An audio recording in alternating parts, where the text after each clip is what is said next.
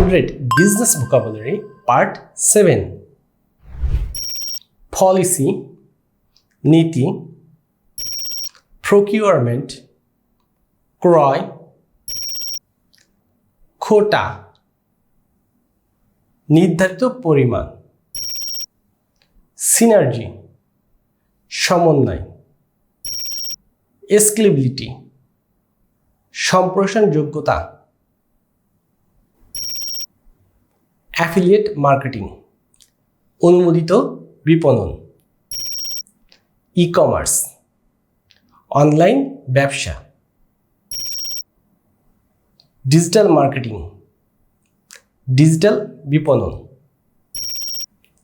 CO, traffic বাড়ানোর পদ্ধতি, content marketing, বিষয়বস্তু বিপণন।